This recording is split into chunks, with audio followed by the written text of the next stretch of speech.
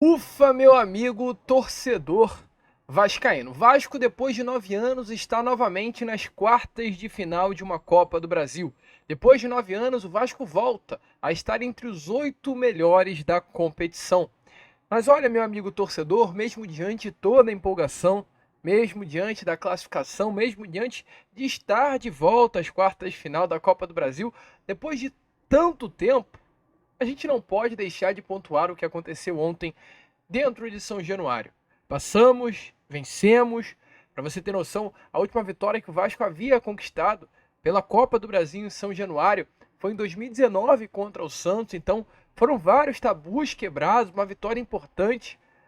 Mas o Vasco não joga bola. O Vasco hoje joga mal. Hoje o Vasco da Gama não desempenha um bom futebol. E ontem, mesmo diante da classificação, a atuação do Vasco da Gama é sim preocupante. A atuação do Vasco da Gama coloca um grande ponto de interrogação no trabalho de Rafael Paiva. E a dúvida que fica, o questionamento levantado é: sábado, contra o Fluminense, que vem jogando bola, se o Vasco continuar com esse desempenho, qual será o resultado final? A gente vai falar muito sobre isso, até porque ontem tivemos a entrevista coletiva do Rafael Paiva.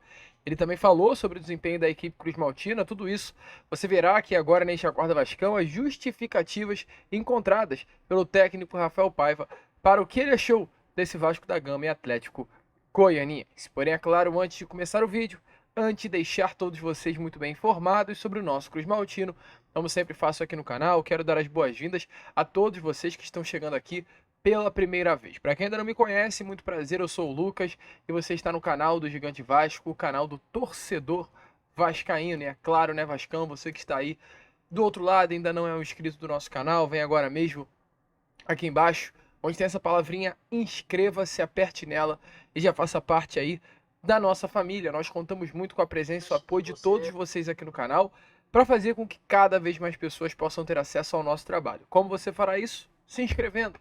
A sua inscrição é de sua importância para o nosso crescimento, então vem agora aqui embaixo, já se inscreva no nosso canal. Além disso, curta também o vídeo, que ajuda muito para que cada vez mais pessoas possam ter acesso ao canal do Gigante Vasco. Show de bola, Vascão? Vamos embora então, sem muita enrolação. Fala logo de Vasco da Gama e, é claro, né? Falar um pouquinho sobre o desempenho do Vasco ontem contra a equipe do Atlético Goianiense. Às 9h45 da noite, 21h45, e já abro aqui um grande parênteses ao falar sobre o horário dessa partida, de respeito da senhora CBF. Um jogo na cidade do Rio de Janeiro, no caos que se encontra a cidade do Rio de Janeiro, jamais poderia ter colocado para 9h45. Injustificável o que a CBF fez colocando esse jogo para as 9h45 da noite. Uma vergonha em plena terça-feira mobilizar quase 20 mil pessoas para ir a São Januário numa noite em que, volto a repetir, caótica como está a cidade do Rio de Janeiro. Mas enfim, CBF sendo CBF. Horário muito ruim, mas mesmo assim a torcida do Vasco da Gama compareceu. Mais de 17 mil torcedores estiveram presentes ontem no Caldeirão para empurrar o Vasco da Gama. E a festa foi muito linda. A torcida compareceu, empurrou, festa com bandeira, festa com bandeirão, bandeirinha, balões brancos. Uma festa que realmente dava aí a percepção de que talvez fosse uma noite tranquila de Copa do Brasil para o Vasco da Gama. E não foi. Ou melhor dizendo, talvez até tenha sido. Porque, com todo respeito, a equipe do Atlético Goianiense é uma equipe muito frágil, uma equipe muito limitada.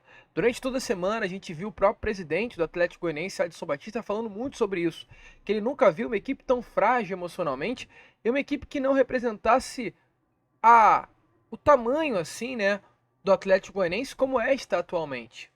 E realmente ontem foi visto isso.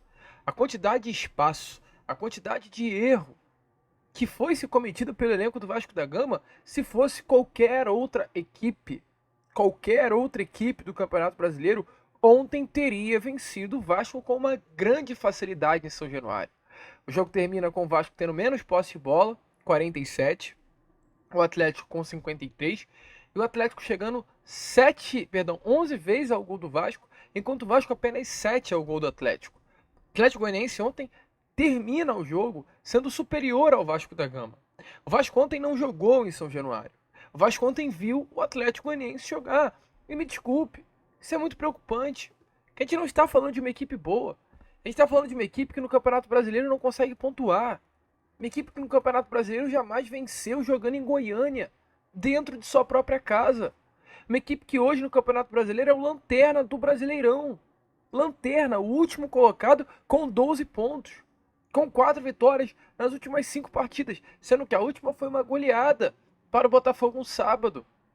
Dentro de casa. O Vasco não poderia jamais ter jogado contra o Atlético Goianiense da mesma forma que jogou ontem, como também jogou na semana passada. Jamais. Jamais. E não me venha falar, e a gente já vai trazer essas aspas, do senhor Rafael Paiva, dizendo que o time está desgastado. Me desculpe, não vou aceitar essas aspas. Sabe por que eu não vou aceitar? Porque da mesma forma que o time do Vasco da Gama está desgastado, por estar numa maratona de jogos, o Atlético Goianiense também está desgastado. Da mesma forma que o Vasco sábado jogou contra a equipe do Red Bull Bragantino em casa, o Atlético Goianiense também enfrentou o Botafogo no sábado. Da mesma forma que no meio da semana passada o Vasco enfrentou a equipe do Atlético pela Copa do Brasil, o Atlético também enfrentou o Vasco. Da mesma forma que lá na semana retrasada, no final de semana, o Vasco enfrentou o Grêmio em Chapecó, o Atlético enfrentou o Flamengo no Maracanã. Então assim, não me venha com esse papo de que o grupo está desgastado. E falo mais. O Vasco, além de ter enfrentado o Grêmio em Chapecó, descansou uma semana toda. Que enfrenta o Atlético Mineiro no domingo, descansa a semana toda e vai enfrentar o Grêmio em Chapecó no próximo domingo. O Atlético Goianiense ele tem um jogo ainda nesse período que o Vasco descansou uma semana. Então volto a repetir. Não me venha com esse papo de que o Vasco está desgastado. Pode estar desgastado? É um ritmo intenso? Concordo. Mas da mesma forma que o Vasco tem um ritmo intenso, o Atlético Goianiense tem um ritmo intenso, o Red Bull Bragantino tem um ritmo intenso, o São Paulo tem um ritmo intenso, o Palmeiras tem um ritmo intenso. Porém, a questão é, se o Vasco é o elenco que mais apresenta esse cansaço físico, tem que ser algo a questionar internamente. Talvez a preparação física do Vasco da Gama não venha sendo boa. O Piton foi poupado sábado.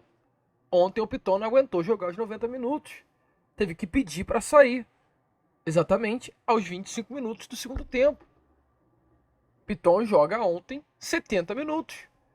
Poupado no final de semana. Então não tem algo certo. Muito pelo contrário. Tem algo errado. E o Paiva fala sobre isso na entrevista coletiva. Ele bota a culpa no cansaço do Vasco da Gama. E a gente traz exatamente essas aspas a vocês. Dê uma olhada aí nas palavras de Rafael Paiva, falando sobre o cansaço do elenco do Vasco ontem contra a equipe do Atlético Goianiense e a justificativa para o mau desempenho do grupo. Noite. Acho que é isso. Da parte física, realmente a gente está desgastado, né? A gente tem tentado mesclar alguns jogadores aí. No jogo passado com o Red Bull, essa foi a ideia, para a gente tentar ter alguns jogadores mais inteiros.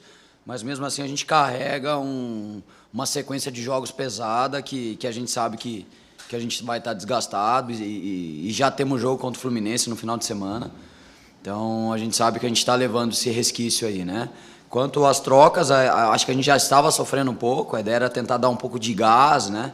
De tentar controlar a bola, e a gente não conseguiu, né? As trocas não surtiram efeito. Acho que o Atlético pressionou muito a gente não conseguiu ficar com a bola e foi um jogo que eles conseguiram chegar muito perto do nosso gol e a hora que a gente tinha a oportunidade de jogar ou de contra-atacar, a gente não teve a qualidade necessária ali para fazer acontecer. Por isso que a gente carregou esse sofrimento até o final do jogo.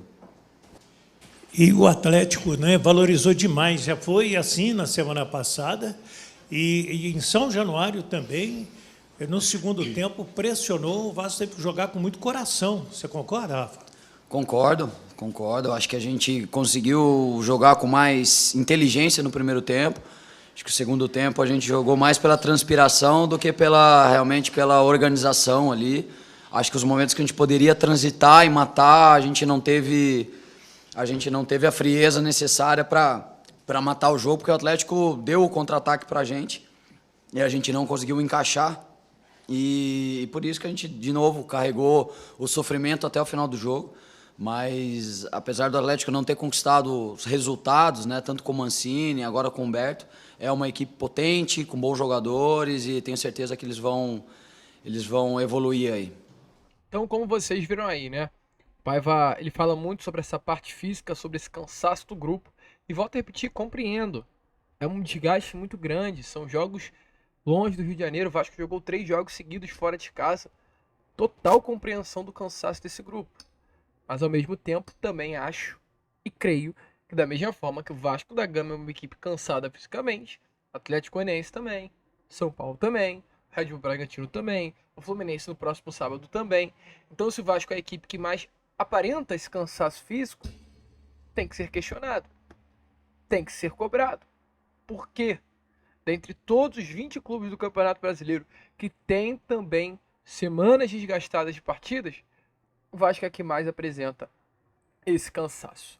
E além, é claro, né, do Vasco não ter conseguido desempenhar ontem um jogo muito ruim, volta a repetir, um jogo horrível do Vasco, tenebroso o desempenho da equipe de Rafael Paiva.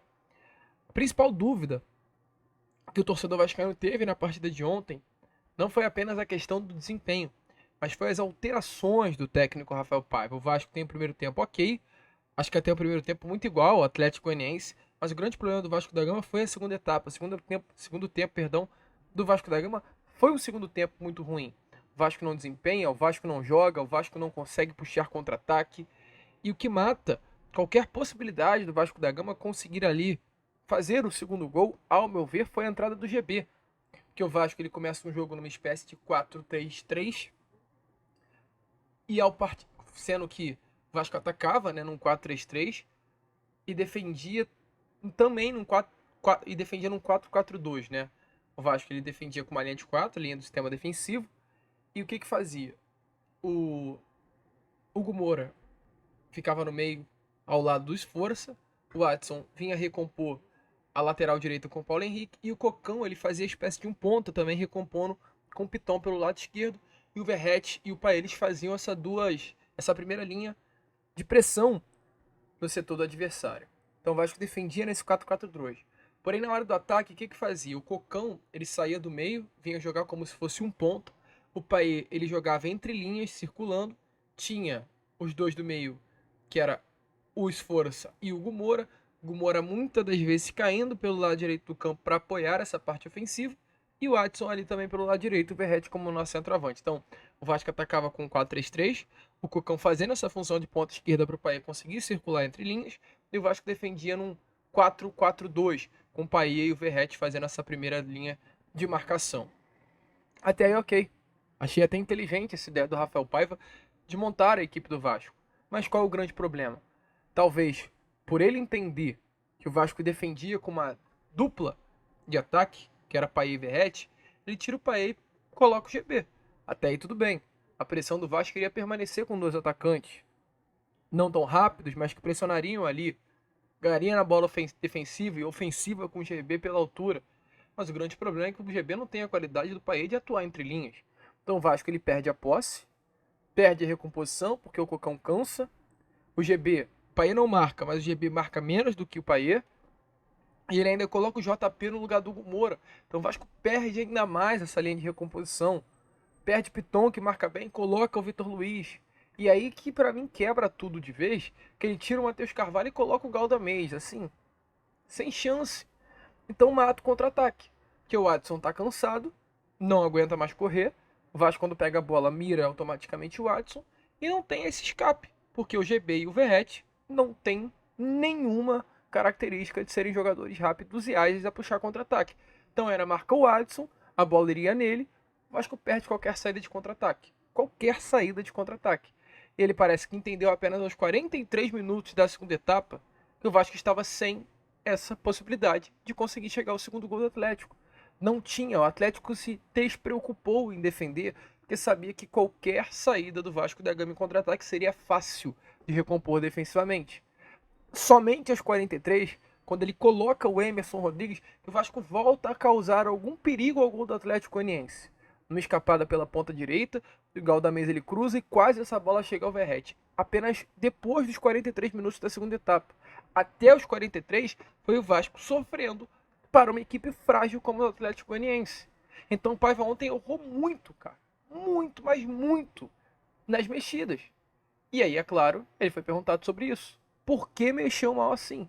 Por que insistir em Galdamez? Por que não colocar o David? Ele respondeu. E a gente traz essas respostas a vocês. Obrigado. Sobre os jogadores, a gente fala que a gente precisa potencializar mais jogadores no grupo, né? É impossível você ter 11 jogadores e pensando 10 de linha, né? Goleiro a gente troca menos e 3, 4 trocas, né? É muito pouco. Então a gente tem que colocar no jogo alguns jogadores, a gente precisa ver e precisa desenvolver, precisa dar minutagem, porque a gente vai precisar deles para os próximos jogos. A gente está tentando oxigenar o grupo e manter mais jogadores no nível satisfatório, né? Em relação à organização, né, do 4-2-3-1, a gente está tentando buscar a melhor maneira da gente controlar o jogo, né? Eu acho que a gente tem oscilado, a gente foi bem no 2-3-1, depois a gente sofreu alguns jogos, daí a gente tentou controlar colocando mais jogadores dentro, a gente conseguiu... principalmente contra o Red Bull, mas a gente não conseguiu manter até o final, é a busca incessante para a gente tentar encontrar a melhor forma de jogar bem. Acho que a gente tem oscilado, a gente tem total consciência disso, no mesmo jogo a gente tem oscilado, a gente gostaria de iniciar no minuto 1 ao 90 jogando muito bem, a gente ainda não conseguiu encontrar isso, principalmente nos últimos jogos, né? Então a gente está tentando, através de jogadores... De organização, de estrutura, tentar buscar esse jogo. E a gente vai em busca dele, de jogar bem do início ao fim. É o que mais a gente almeja e a gente sabe que jogando bem, a gente vai estar cada vez mais próximo das vitórias, né? Mas a gente está oportunizando vários jogadores, porque a gente sabe que esse segundo turno aí do Brasileiro, agora as quartas de final da Copa do Brasil, vai exigir que a gente tenha mais jogadores preparados para esse nível de jogo. Então, o torcedor vascaíno é desse jeito, é essa situação, uma vergonha realmente o que aconteceu ontem em São Januário, loucuras do Rafael Paiva, que volta a repetir. Ao meu ver, ele vem cavando, sim, a própria cova, né? O técnico começou tão bem, deu tantas expectativas ao torcedor vascaíno, com 4 vitórias seguidas, o Vasco vinha jogando bem, dependendo da base, colocando os moleques para jogar bola e do nada essa página vira. Mas enfim... Importante lembrar que o Vasco se classificou, é claro, a gente não vai ficar passando a mão, a classificação muito boa, mas um sinal de alerta que fica ligado. E para fechar, vamos falar um pouquinho de coisas positivas, que o Vasco volta a se classificar, para umas quartas de final da Copa do Brasil depois de 9 anos. O Vasco volta a vencer um jogo dentro de São Januário, 5 anos sem vencer dentro do Caldeirão pela Copa do Brasil, a última vitória havia sido contra a equipe do Santos. Então o Vasco quebra tabus.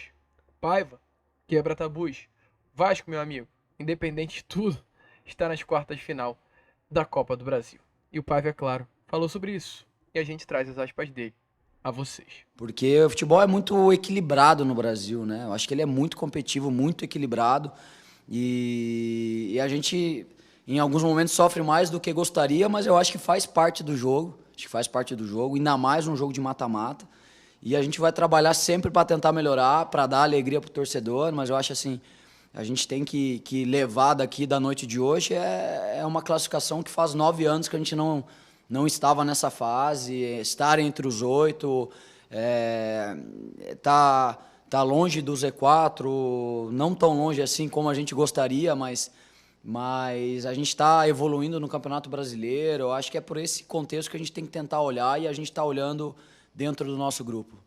Nós temos uma torcida que nos cobra demais, a gente já falou isso no jogo passado, né? A gente tenta levar pelo lado de manter a gente sempre com nível de atenção altíssimo, não tem como você acomodar aqui dentro, porque você ganha, você é cobrado, se você perde, você é cobrado, e a gente precisa jogar no nível bom do primeiro ao último minuto para a gente ter um pouquinho de carinho, mas eu acho que isso faz parte do futebol, isso faz parte de ser Vasco, e eu acho que todo mundo tem total consciência disso dentro do grupo, e o Léo também tem. E ele é profissional bastante para lidar com isso e eu tenho certeza que enquanto a gente selecionar ele para jogar, ele vai dar conta do recado. A torcedor vascaíno, passamos. O Vasco está nas quartas. A gente fica por aqui. Esse foi o nosso Acorda Vascão, apenas o primeiro vídeo desta quarta-feira. Chegamos agora há pouco de São Januário, já são quase 4 horas da manhã. Aliás, perdão, quase 2 horas da manhã. Está gravando aqui logo chegando para ficar com esse conteúdo para vocês logo nessa manhã de quarta. Show? Então se inscrevam, compartilhem, ajudem o nosso crescimento, como sempre falamos aqui. Saudações vascaínas.